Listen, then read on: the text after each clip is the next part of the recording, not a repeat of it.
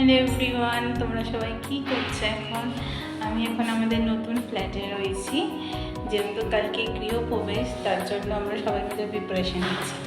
আমরা সবাই মিলে মানে হচ্ছে আমি আর ঘন্টু, আমরা তিনজনে নিচ্ছি। চলো তোমাদেরকে, এই যে আমাদের কিচেন, সব কাজ চলছে।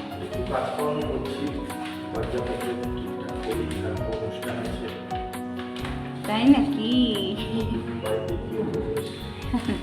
তো তোমরা দেখতে থাকো। এখন টাইমটা কটা বাজে ঠিক জানি না, দেখে বলছি। 10:36।